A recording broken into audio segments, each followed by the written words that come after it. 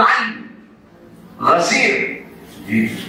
Jangan cuma tampang doang, petantang petenteng, tapi otaknya kosong, karena tidak ada upaya untuk terus menambah. Jadi sangat mendasar. Nah, kemudian ini harus diketahui bahwa lebih dari 60%, lebih dari 60%, kalau lebih berarti bisa 70%.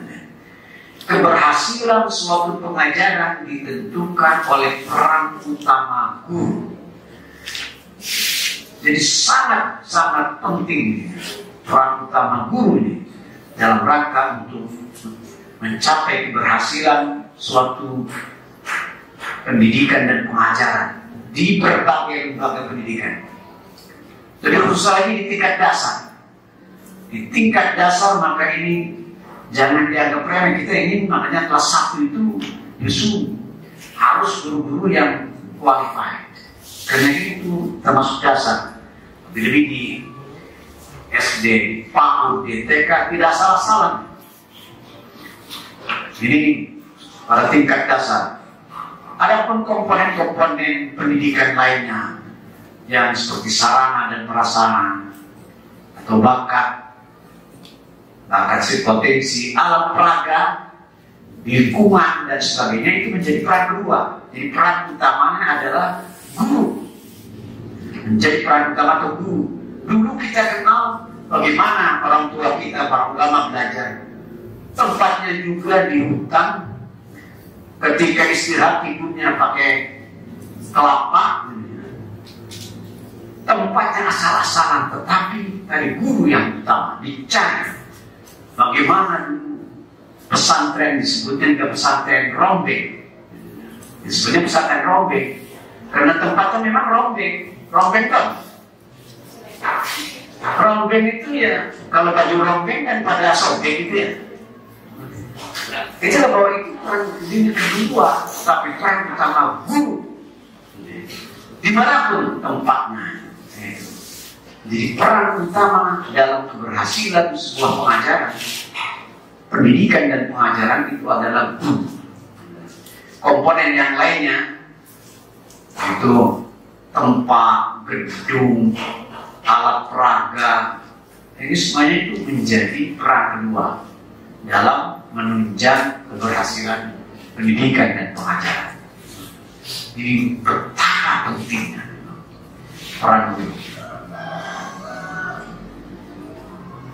Kemudian, kalau pendidikan itu diibaratkan dengan pesawat terbang, maka guru adalah pilotnya. Setiap pesawat hanya akan dapat terbang jika dikendalikan oleh pengendali atau pilot yang mumpuni, yang bagus, dapat terbang dengan baik.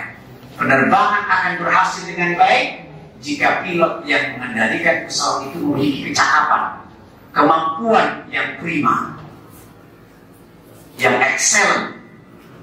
Begitu juga dengan keberhasilan suatu pendidikan dan pengajaran.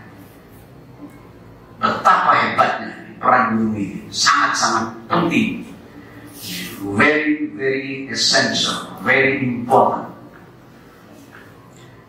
Persoalan sekarang adalah kriteria apakah yang menjadi standar yang dapat menciptakan sosok guru itu ideal, yang secara fungsional dapat memerankan posisinya yang utama dan fundamental tadi, sangat mendasar tadi. Inilah pentingnya di dalam orientasi diikuti dan beberapa materi disampaikan. Nah, ini agar betul-betul bagaimana kita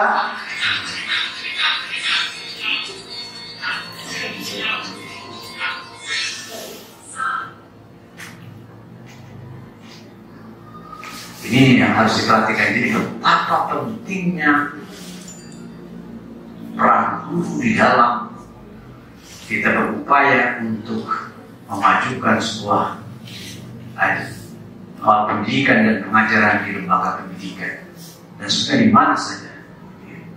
Jadi sekarang kita mencoba mencari kriteria apa yang menjadi standar.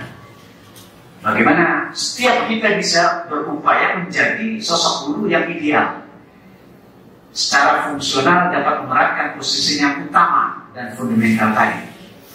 Maka untuk itu saya mencoba menjelaskan hal-hal sebagai berikut.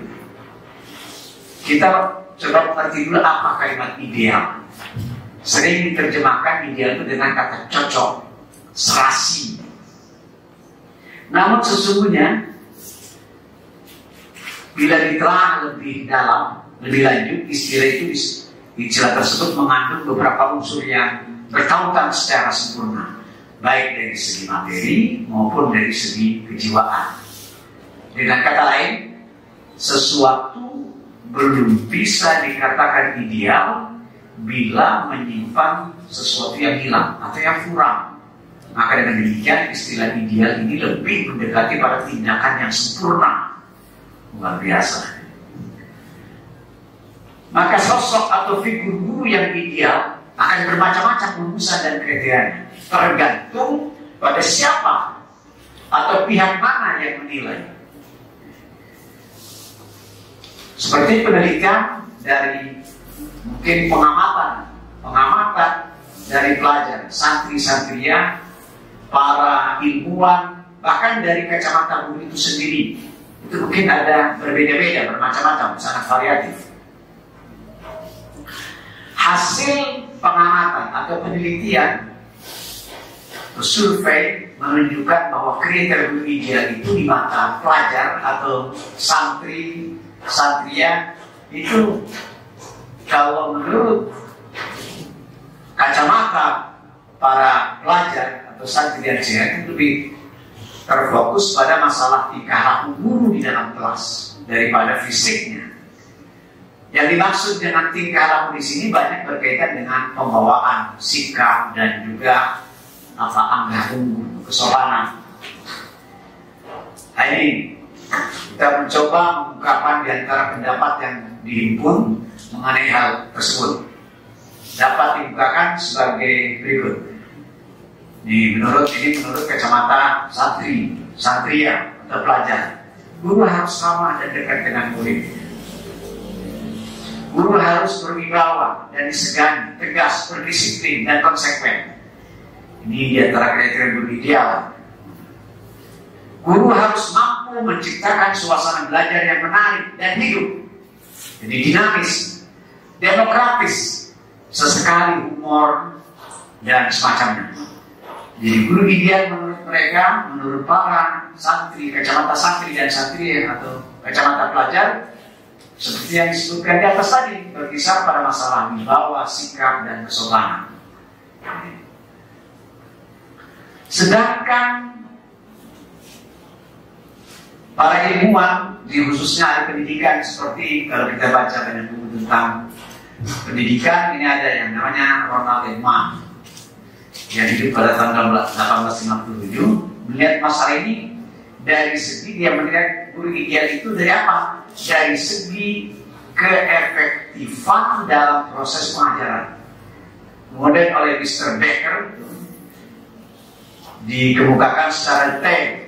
Menurutnya guru ideal itu adalah guru yang berhasil mengajarkan ilmu pengetahuan kepada siswa. Itulah guru ideal atau efektif. Kalau dalam ilmu tarbiyah apa? Yusalul ma'lumat ila adhari talamid. Ini sebenarnya itu yang seperti kita pelajari.